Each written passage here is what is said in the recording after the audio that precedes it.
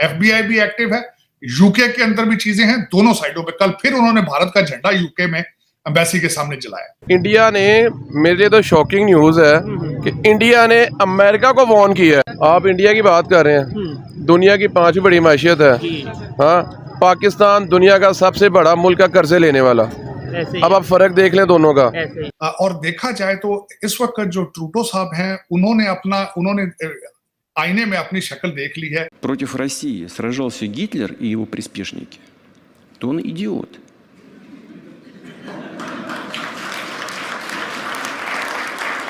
Он значит просто в школе не учился. आप आइसोलेट हो रहे हो इंटरनेशनल कम्युनिटी के अंदर, आपकी एजुकेशन के स्टैंडर्ड्स खत्म हो गए हैं। प्राइवेट यूनिवर्सिटियां जो हैं वो डिग्रियां बेचने की दुकानें बन गई हैं, और अब तो दुकानें भी नहीं है, अब तो खोखे बन गए। कनाडा टिट कर रही है तो इंडिया टिट के जवाब में टिट फॉर टैट के बजाय टैट टैट टैट टैट कर दिया। जो आपके खालिस्तानी हैं उनके खिलाफ यहाँ अमेरिका के अंदर भी स्टेट डिपार्टमेंट भी एक्टिव हो गया, एफबीआई भी एक्टिव है, यूके के अंदर भी चीजें हैं, दोनों साइडों पे। कल फिर उन्होंने भारत का झंडा यूके में एम्बेसी के सामने जलाया। नमस्कार दोस्तों, जैसा आप सभी को पता है कि भारत और रशिया के बीच में कितनी ज़्यादा गहराई वाली दोस्ती है, तो दोस्तों इसी के सपोर्ट में आकर रशिया वालों ने कनाडा के प्रेसिडेंट को इडियट बोल दिया। Гитлер и его приспешники, то он идиот. क्योंकि वो जो कर रहे हैं वो दुनिया का कोई भी देश नहीं कर सकता। इतने खुल के नाजी के सैनिकों कनाडा के लोकसभा में खड़ा होकर सबके सामने तालियां बजवाई थी।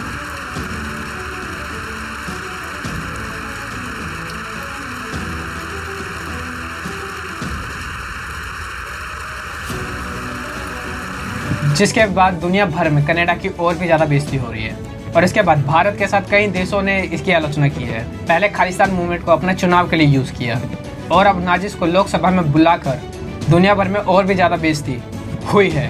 और इस बारे में पाकिस्तान भी और पाकिस्तान की मीडिया भी चौंक गई है कि आखिर रशिया इंडिया के सपोर्ट में भी बोल गया। और दोस्तों कनाडा को क्या क्या बोला पाकिस्तान मीडिया ने, आइए चलिए देखते हैं। इस वक्त जो सिचुएशन है कनाडा वर्सेस इंडिया, हालात ऐसे लग रहे थे कुछ दिन पहले कि शायद थोड़े से नॉर्मलाइज हो रहे हैं, लेकिन फिर खबर आई कि नहीं जी, डिप्लोमेट्स के हवाले से कहा जा रहा है कि अपने मिशन में से लोगों को कम किया जाए। सर क्यों इंडिया खालिस्तान मूवमेंट को अब उस एंड पे पहुंचाना चाहता है जिस तरीके से उन्होंने कश्मीर के मूवमेंट को काफी हद तक खत्म किया है, या कुछ और रीजंस हैं इसके पीछे? देखिए, इंडिया में तो खालिस्तान मूवमेंट खत्म हो गया, there is no such thing. Right. तो ये जो डायस्पोरा में है, it is a source of irritation. India को एम्बैरेसमेंट होता है, एम्बेसीज के सामने ही आके तमाशे करते हैं, एम्बेसीज को अटैक करते हैं डिप्लोमेट्स वगैरह। तो आपने देखा कि चंद वाकयात हुए हैं, Indian high commission was attacked in London,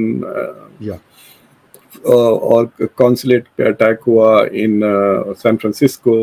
Australia में हिंदू टेम्पल्स वगैरह पे भी थोड़े अटैक्स हुए हैं। So there is this irritation तो है, लेकिन इंडिया के साथ पंजाब के साथ एक अजीब सिचुएशन ये भी हो गया है कि there is a lot of illegal migration, drug smuggling, gangster, और वो गैंगस्टर वॉर ऐसा हो गया है कि वो आधा अमेरिका में, पंजाब में, आधा कनाडा में हो रहा है। मतलब Canada is become like a province of Punjab. तो जैसा आपका मीरपुर है ना, वैसा वैंकूवर बन गया है। तो द थिंग इज के इंडिया कई सालों से कनाडा से रिक्वेस्ट कर रहा था कि भाई deal with this situation, and India was quite irritated. अब India feels that it is in a position to put pressure on Canada. मतलब एक डेवलपिंग कंट्री, एक वेस्टर्न कंट्री पे उस तरह के इल्जामात लगा रहे थे जो पिछले 25-30 साल से वो, जैसा कि पाकिस्तान को कहते हैं हार्बरिंग टेररिस्ट, अफगानिस्तान को कहते हैं, अब इंडिया कनाडा को कह रहा है कि यू आर हार्बरिंग टेररिस्ट, मतलब, और वो होम ग्रोन भी है। Some of them are born in Canada. ये नहीं कि वो यहाँ से जाके वहाँ छुपे हुए भी हैं।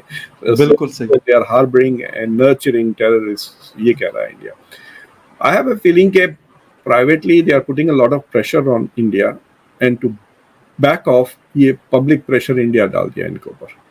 तो देखिए, it's not very different. India ने शुरू में भी कहा था कुछ 8-10 दिन पहले कि आप आपकी एम्बेसी की स्टाफ को रिड्यूस करें, ऑन पैरिटी लेकर आए, यानी हमारे जितने वो आपके पास है उतने और सेम लेवल, सेम रैंक्स। तो कनाडा की जो एम्बेसी में मेरे ख्याल से 2 deputy high commissioners, India has only one, तो वो कह रहे हैं कि रैंक भी आप पैरिटी पे लेकर आए। अगर हमारे पास 2 सेक्रेटरीज हैं तो आपके पास भी 2 सेक्रेटरीज, तो रिड्यूस है। अब प्रॉब्लम ये है कि कनाडा के लिए कि there are lot more work for the Canadian embassy just dealing with Indian Canadians, जो आना जाना, जो शादियां हो रही हैं, आ रहे हैं जा रहे हैं, बास के घर भी हैं वगैरह। So it's more work, but India feels that by having a very big embassy, Canada is interfering in India's politics. और ये तंग करने का भी, this is one way of saying, you know, we can also do things to you. तो you can say कि India is continuing with pressure publicly. मतलब मैंने इस पे शो किया कल रात को, मैंने कहा कि कनाडा टिट कर रही है तो इंडिया टिट के जवाब में टिट फॉर टैट के बजाय टैट टैट टैट टैट कर दिया। यू नो, तो या मुझे आप तो क्रिकेट के शौकीन है, तो आपको याद है वो कपिल देव के 4 छक्के जिम्बाब्वे के खिलाफ, वो मुझे पर याद आ रहा था कि you know this is what India is trying to do. But ये मसला अभी पॉलिटिको में एक आर्टिकल छपा है विच सेज के इंडिया में जो अमेरिकन एम्बेसडर है गार्सेटी, उन्होंने अपने स्टाफ से कहा कि बी प्रिपेयर्ड के शायद अमेरिका और इंडिया के ताल्लुकात खराब हो जाए चंद हफ्तों के लिए, for a short period of time. सब हालात देखें, 62 में से 41 लोगों को वापस भेजना ऑलमोस्ट इसी तरह ही है कि जिस तरह वैसी बंद कर दी गई। वो पीछे 2-4 चौकीदारी बचे होंगे मेरा ख्याल है, या माली बचे होंगे पीछे, वो डिप्लोमेट तो कौन ही रह गया ना। हालात तो ये वाकई हो चुके हैं। और देखा जाए तो इस वक्त जो ट्रूडो साहब हैं, उन्होंने आईने में अपनी शक्ल देख ली है कि अमेरिका और बर्तानिया से वो चाहते थे कि जॉइंट स्टेटमेंट दें। सबसे पहले तो उन्होंने जवाब दिया, फिर I-5 ने भी कोई बात उनकी पकड़ी नहीं, बल्कि उनको इन हाउस अपने घर के अंदर भी इतनी सपोर्ट हासिल नहीं है। जो पेरिये उनके जो अपोनेंट हैं, जो फ्रेंच स्पीकिंग एरिया से हैं इस वक्त कंजर्वेटिव, बल्कि वहां से उन्होंने बातें करनी शुरू कर दी। फिर उसके बाद दूसरा ब्लंडर हुआ जो वो योगोस्लाविया को बंदा उन्होंने उसको बुला के तो उसको अपने हाउस के अंदर जो है उन्होंने उसका इस्तकबाल किया और उसकी बेस पे स्पीकर के कल एक और नई बल्कि बात हुई है कि उन्होंने कैनेडियन हिस्ट्री में पहली दफा एक अफ्रीकन अमेरिकन जो है स्पीकर, उसको उन्होंने कल इलेक्ट करवा के तो उसके साथ खड़े होकर बड़ी तालियां बजाई वहां पे। बल्कि आज मैंने उसको जो ट्वीट किया था कि वो मैं समझता था, मैं आज भी ये समझ रहा हूं कि ये भी एक डेस्परेशन की एक निशानी है कि वो पॉलिटिकल ऑक्सीजन हासिल करने की कोशिश कर रहे हैं। मेरी नजर में ट्रूडो इज कंप्लीटली चोक्ड। अगर दोस्तों आपको वीडियो अच्छी लगी हो तो प्लीज इसको लाइक कर देना, कमेंट जरूर करना, अपनी राय जरूर बताना कि क्या लगता है क्या होगा, और सब्सक्राइब कर लेना ऐसी न्यूज़ देखने के लिए। और दोस्तों 1 लाइक जरूर कर देना, क्योंकि यार वीडियो बहुत मेहनत से बनती है, बहुत ज़्यादा रिसर्च करके लाना पड़ता है, बहुत मेहनत लगती है। तो आपका 1 लाइक मेरा कॉन्फिडेंस बढ़ा देगा। बाकी मिलता है अगली वीडियो में। जय हिंद, जय भारत।